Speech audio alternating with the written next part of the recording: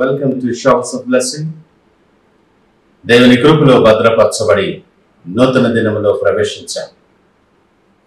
ఈనాటి దేవుని వాగ్దానం, మనము గ్రహింపలేని గొప్ప కార్యములు ఆయన చేయును. He does great things beyond our understanding. యోబు గ్రంథం 37వ అధ్యాయం 5వ వచనం. Praise God. ఈ నూతన దినములో దేవుడు మీ కొరకు సిద్ధపరిచిన ప్రతి దీవెన ఆకాశపు వాకిళ్లు విప్పి మీ మీద కృమ్మరించునుగాక. మరి ఒక నూతన దినాన్ని ఆరంభిస్తున్న నేపథ్యములో ప్రేమ కలిగిన వాగ్దానము ద్వారా దేవుడు మనల్ని దర్శిస్తూ ఉన్నాడు.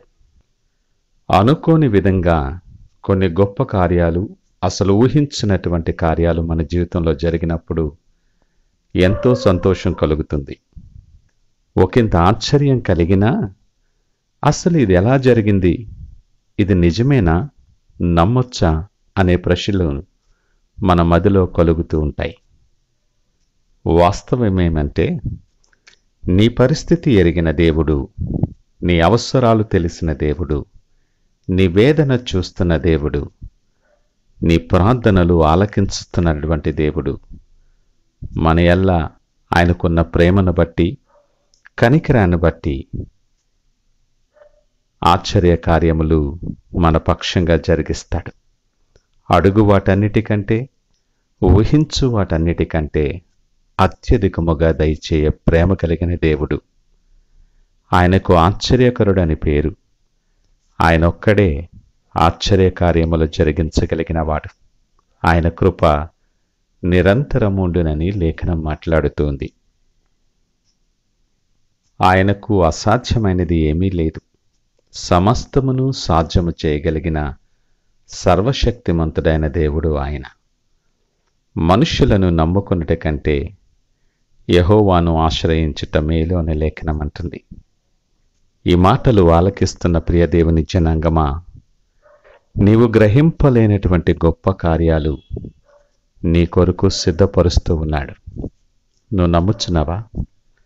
అనుదినము నీ ఎడల నూతనముగా వాత్సల్యత పుట్టుచు ఉన్నదని లేఖనం మాట్లాడుతుంది. నీవెవరివైనా, నీ పరిస్థితి ఏదైనా, దేవుడు నిన్ను జ్ఞాపకము చేసుకుంటూ ఉన్నాడు. ఆయన జ్ఞాపకములో నువ్వు ఉన్నావని కృతజ్ఞత ఆయనకు తెలియచేయి. ఒకవేళ నువ్వు సంతానము కొరకు ఎదురు చూస్తున్నావేమో, ఈ ఉదయకాలము నీతో మాట్లాడుతూ ఉన్నాడు. స్త్రీ ధర్మము నిలిచిపోయిన శారాను ఫలింపచేసిన దేవుడు నీ పక్షంగా కూడా కార్యము జరిగించబోతూ ఉన్నాడు. ఒకవేళ అనేక పరిస్థితుల నేపథ్యములో మనశ్శాంతి లేకుండా ఉన్నావేమో, ఆయన శాంతిని మన కొరకు అనుగ్రహించి వెళ్ళినవాడు ఆయన. ఆర్థిక పరిస్థితులు లేదా అప్పులతో సతమతమవుతూ ఉన్నావేమో, గుప్పిలి విప్పి ప్రతి జీవి కోరికను తీర్చగల సమర్థుడు నిన్ను ఇచ్చువానిగా ఉంచబోతూ ఉన్నాడు ఆయన. పరిస్థితులను మార్చుట ఆయనకు మాత్రమే సాధ్యం. శరీర బలహీనతల చేత చుట్టబడి కృంగిపోతున్న స్థితిలో ఉన్నావేమో, దేవుడు నిన్ను ధైర్యపరుస్తూ ఉన్నాడు. ఆయన వాక్కును పంపి, ఈ మాటలను వింటుండగానే వాక్కును పంపి ఆయన స్వస్థపరచగలిగిన సమర్థుడు నీ పక్షంగా ఆయన కార్యము జరిగిస్తూ ఉన్నాడు.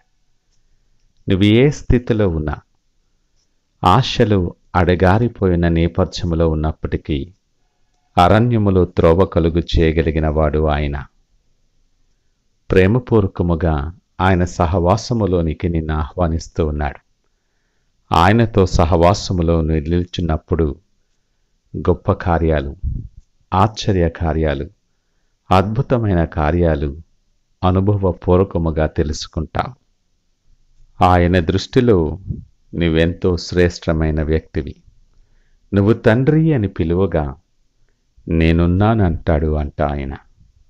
గొప్ప కార్యములు నీ పక్షముగా చేయటానికి ఎన్నో సిద్ధపరచి ఉంచాడు. ఈ నూతన దినములో ఆయన సిద్ధపరిచిన ప్రతి నూతన కార్యాన్ని ప్రతి ఆశ్చర్య కార్యాన్ని స్వతంత్రించుకోవటానికి సిద్ధపడి ప్రార్థనాపూర్వకముగా దినాన్ని ఆరంభిద్దామా? ప్రార్థించుకుందాం. పరిశుద్ధుడు, ప్రేమ నమ్మకమైన మా యేసయ్యా స్తోత్రాలు.